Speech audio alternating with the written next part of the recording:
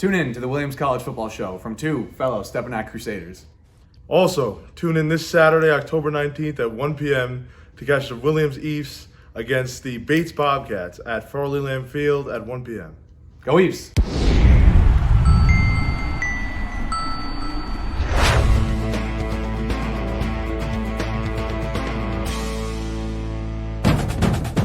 Come on, ye sons of William, sing as we march down the field. Cheer till the hills and valleys ring, with never a thought to leave. We'll back the team in every game, with them in every play. Welcome to the Williams College Football Show, brought to you by the Williams Sideline Quarterback Club, supporting Williams football since 1948. I'm your host, Malcolm Smith. On today's show, we'll look back at the Middlebury game. We'll look ahead to Bates, and we'll talk to two current Williams student athletes, Mike Tartaglia and Zach Barnes. I am joined on today's show by Williams College head football coach Mark Raymond. Mark, as always, we're glad you're here. Great to be here, Malcolm. Appreciate it. So the Eafs went up to Middlebury in a tough battle. We're not able to pull it out in overtime, 26-29 loss. Yeah, I mean, it was a great game. I'm really proud of the guys. They played, they were really well prepared, played great, physical, tough football. We just came out a little short at the end. When you watch that game, it was back and forth, even. When you look at the numbers, it was even. Both teams just under 400 total yards. Both teams with a balanced attack, strong rushing, strong passing. Middlebury played a great game. They really had their act together, and so did we. Yeah, we did. I mean, we knew they're a good football team. Like I said, I knew we were bringing up a really well-prepared team as well. These guys worked extremely hard this whole season, and we've had a really good week of practice. I think obviously in a close game like that, it comes down to a couple turnovers, and Middlebury made the plays at the end. As you said, turnovers can go either way, and they sometimes do. Unfortunately, Williams gave the ball away twice. Middlebury fumbled twice, but managed to recover both of theirs. Yeah, those are big plays, right? Those are game-changing plays. The one turnover that we had in the second half, obviously our defense stopped them, forced a field goal that they missed. So that was a really great turnaround. And the one at the end of our half was a big one. I think we're poised to go in for score some points and turn it over. But that's the way it goes, and credit to Middlebury. You got some outstanding kicking from your senior kicker, Yvonne Sharan, a new Williams College record, 5 field goals. Yeah, Yvonne, he's had a tremendous career here, and Saturday was, kind of a, evidence of how good of a kicker he's been, how reliable he's been for us. It was a windy day, and he kicked up against the wind, with the wind. He was great. He certainly was. Congratulations to Yvonne for a new Eaf record. Some other fellows had a good day for the Eafs. Cameron Lee, Luke Bobo, both had 4 catches each. Yeah, those guys have been great. The receiving corps has really stepped up. Luke and Cam have been outstanding. Our offensive line did a great job. Owen was outstanding. We had a really good balanced day running the football, throwing. It's just, like I said, it's still disappointing, but as I said, I think our guys were great, and we're going to continue to get better. Some other guys that really had solid days. Calvin Petitella, 14 tackles he's credited with. Is it something about the way that the game evolved or the schemes they were playing, or just a great day for Calvin? Yeah, I mean, Calvin was everywhere. He's in a position kind of on the perimeter, and, they're throwing a lot of perimeter passes, which kind of put him in the eye of the storm a little bit. And he did a real great job fitting against the run. Jack Wallace also credited with 10 tackles, and Will Gale, the freshman, with 8. Yeah, Jack, same thing. He's on the perimeter. Did a real good job, and Will has been as a freshman player. He's been tough in there. He's an interior defensive lineman. Yes, sir. He's a big fella. Big boy. I guess he'll get only bigger, right? That's Absolutely. what we hope. And defensively, 4 tackles for loss. 2 from Ethan Scott. Ryan Leverald had a sack, and Ben Yadid with 1 tackle for loss. Yeah, we had some really good penetration. They had a real good offensive line, and our guys just kept working up front. Great effort, pursuing the quarterback all day, and some of those hit. It really was a great, hard-fought game. And let's go now to look at some highlights. Yeah, here's our first touchdown of the game here. A little play-action pass. Hit freshman Jimmy Monosato in the back of the end zone. Really good job here of protection, and Jimmy runs a great route in the back of the end zone, and no one's able to hit him. Here's the tight copy of it. You'll see Jimmy kind of on your left-hand side. He gets out, runs the back line of the end zone, and there it is. 2 touchdowns for the freshman. Yes, he's tough down there with his size. Here's a sack here at the end of the half. Ryan Leveralt comes with a big sack, beats the tackle here one-on-one, and gets the quarterback on the ground. It's a real good job swatting the hands, dips, and gets him on the ground. Good to see that from your fifth-year senior. No question. No question about it. Here's a touchdown run here. This is a really good run by Mario. Get some contact there and just find his way in the end zone. He's got a knack for finding the end zone for sure. Elusive and powerful. No doubt. I thought he'd been stopped, but he hadn't. No, he hadn't. It was, like I said, a really good run. Here it is on the tight. You'll see they're kind of packed in here. Middlebury's very good in the red zone, as we know. Got a little bit of movement, bounces outside off 2 guys and gets in. Just a really good job smelling the goal line there. It's a great angle. You could really see what happened. Yeah, here's another kind of tackle for loss. You'll see Ethan Scott come off the right edge of the defense and make a big tackle.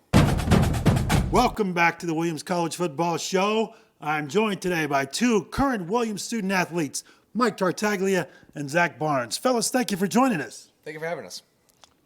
Glad you're here. All right, so you guys are both, as we say, 5th-year seniors. You had to endure that COVID year, but tell the folks, so that's your class year, but tell them about your major and also your number and your position.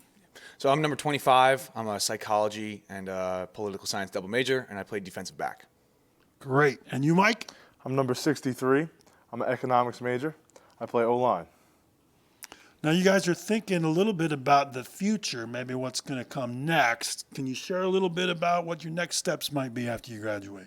Yeah, I'll be pursuing a career in commercial real estate finance in New York City. Great. That's exciting. Mike, what about you? Do you know what's next? I've done a few internships in a couple different fields, but right now I'm aiming on doing some sort of banking job. All right. Fantastic. In New York, perhaps? Yes, in New York. In New York. You guys are both from New York, is that right? Yes, we went to the same high school. That's exciting. So we can't ask you who would win the game when you played each other because the answer is yes. Yeah, we would. There we go. All right. Let's give the folks a chance to know you a little bit more with some silly questions, some simple questions. Sure. Your favorite shoe brand, Zach? What's your go-to shoe brand? I love Nike. Anything, with the swoosh on it, I'm definitely a fan of for sure. He's a Nike. Mike, what about you? I'd say Nike as well, but to get a little more niche, I'd say Jordan. I'm more of a Jordan guy. Nike Jordans. Got it.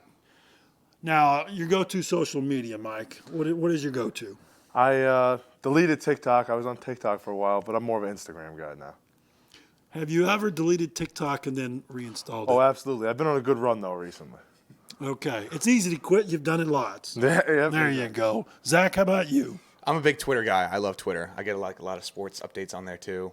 So I could be seen scrolling on the app for a little while. So I'd go Twitter. Now, Twitter's rebranded, but nobody calls it X. Is that right? Yeah, I just call it Twitter. Yeah. That seems to be the way it's done.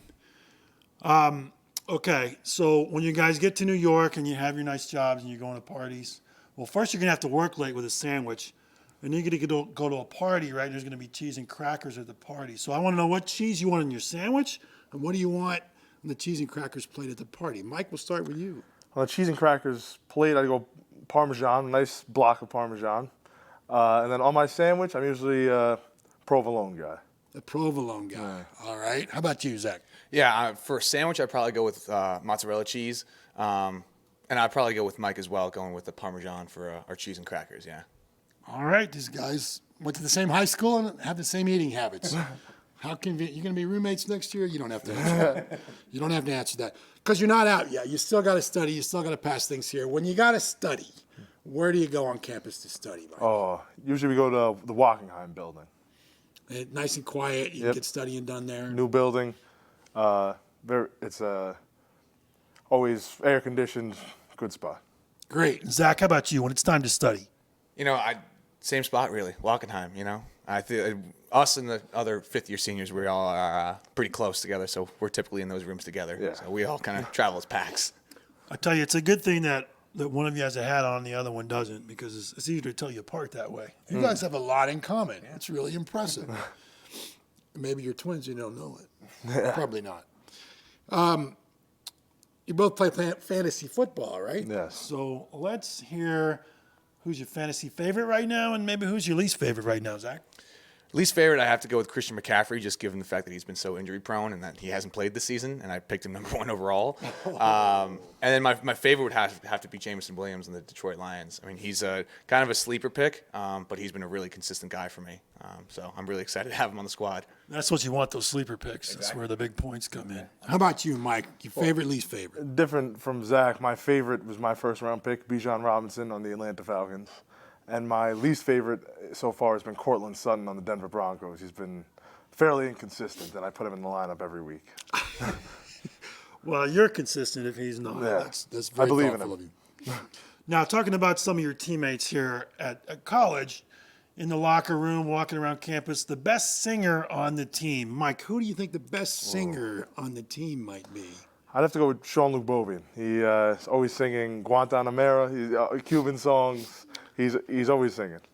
We got to get him back here doing that. We got to get him back here. Zach, what about you? The best singer? It's a tough one. I'm going to go with the split between Will Shesky and Ryan Leveralt.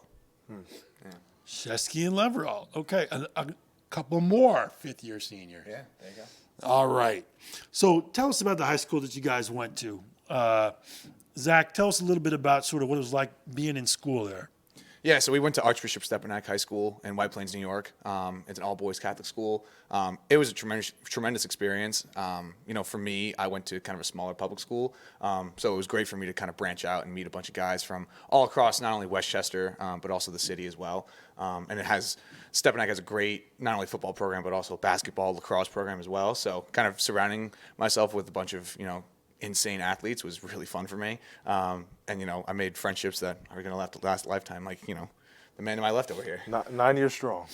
9 years strong. And so did you have a good time in high school too? Tell us about your experience there. Absolutely. Like Zach, I went to public school until 8th grade, and then I left my school district and went to Archbishop Stepinac in White Plains. Great academics. They're mostly known right now for their basketball. We've had a couple guys in our class and even years below us already in the NBA. But while we were there, we won 2 state championships. They're a great program. Love Coach OD. They're having a down year right now, but they'll be back. Go Crusaders. All right, there we go.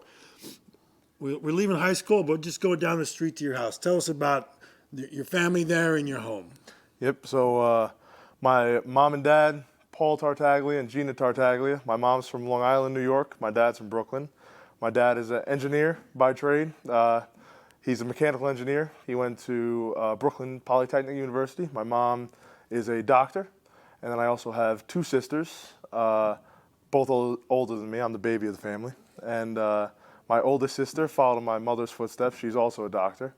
And my middle sister is a 5th grade teacher. Wonderful. Were older sisters, were they more bossy or more nourishing? I was very fortunate to have more motherly, nourishing older sisters. You were indeed. Although we need all kinds. Yes. Zach, how about you? Tell us about your home and your family. Yeah, so, being a New York kid, born and raised, unfortunately, my parents have since moved to North Carolina, so I've kind of taken the Southern Belle mantra over the past couple summers. But yeah, I've been living in North Carolina with my family near Wilmington, a little south of there, so living the beach life with my mother and my father, Ed and Felice. I have a younger sister who is currently a senior at Boston College. And my dad, he's originally from the D.C. area. My mother's from Yonkers, New York.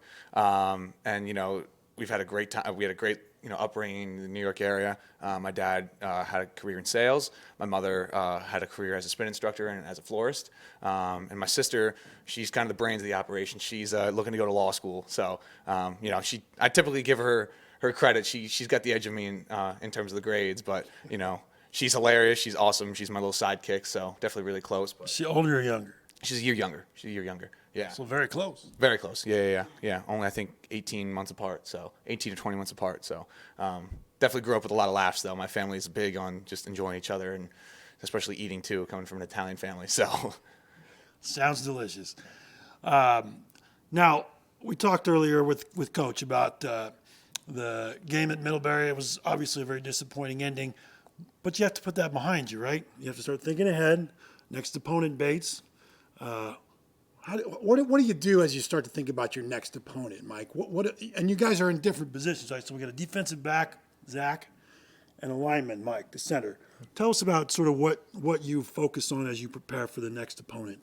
Well, Coach Hennessy and Coach Ray do a great job getting us ready for their schemes. So throughout the week, we're slowly working on the schemes and what to expect up front. And then when I'm watching film individually, I try to identify some trends from each defensive lineman and linebacker, see if I can predict what they're going to do before the play, and also look at how they play and be ready for that. How much film are you watching in an average week, would you say? I'd say with the team, we're probably watching about 5 hours a week, and then on my own, probably like another 4 or 5, so 9 or 10 hours a week. It's a lot of film. Yeah. It's a lot of film, not much time for other things. Zach, how about you? How do you get ready for Bates? yeah, I mean, the difference between Bates and Middlebury and a lot of the other teams we face so far are big on the pass game. Bates is going to definitely be a challenge for us. They feature a lot of triple option and a lot of different run looks. So that's just going to take a lot of discipline on our end to really hone in and focus on different gap schemes and whatnot. Similar to like what Mike was saying, it's going to take a lot of film. We do the same thing in our defensive back room with Coach Mack, watching a ton of film, similar hours, I'd say around 5 hours with the group, and then probably another 4 or 5 like on our own. But yeah, I think, week to week, we just want to be 1-0. The preparation is what's really the key. And going into every week, with the same mindset of just working hard, putting in the time, and, maintaining focus is our biggest thing. Absolutely. One game at a time. It's the only way to do it. Mm-hmm. Tell us something about yourself.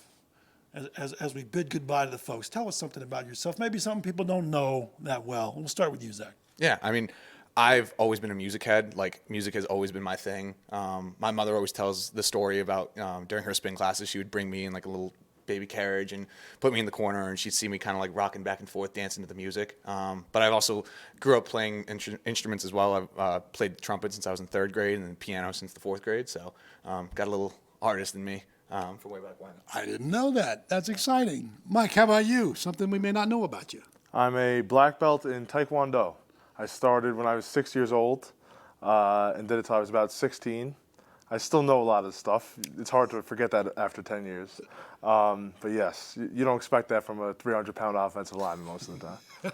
No, I can't say that I did, but that's great to hear. I'm not surprised at all. Well, thank you both for being with us today. Come out and see these guys play right here at Farley Lamb this Saturday the 19th at 1 p.m. Zach, Mike, thank you for joining us today. Thank you for having us. Thank you, Michael. Go East! Welcome back to the show. Coach, let's look ahead now to the Bates game coming up this Saturday the 19th at 1 p.m. right here at Farley Lamb. The Bates Bobcats come into the game at 1-4, but they're a dangerous 1-4. They are. They're a good football team. They're much improved. They've gotten better each week. Their offense is really starting to develop. They kind of got a multi-dimensional option game out of the shotgun, multiple quarterbacks, a lot of motion. So I think they're really starting to kind of get it kick-started now. It's going to be a very different team than many of the teams in the NESCAC. They are averaging in the last 3 games 24 points a game. Yes. Yeah, and they played some good defenses too, right? Colby and Tufts recently, and obviously Wesleyan down there. So they're scoring points. They move the ball. They control the game with their run game. So it'll certainly be a challenge. Now, last week they played Tufts. Came up on the losing side, 45-22. They had 211 yards rushing and 160 yards passing, so balance. Yeah, they're balanced. They got into some empty, hurry-up stuff, and were able to move the ball on toughs. And again, they got a good set of backs, quarterback run. So they certainly put some pressure on you on the defensive side. The Bates team is second in NESCAC in rushing offense. They're 10th in passing offense. We're going to see the ball on the ground a fair amount. Yeah, I think so. That's kind of their strength and their philosophy right now. They're kind of a physical front. Their offensive line is very, it's a really together group. They know what they're doing. They're physical, and they're getting a lot of creases in the run game.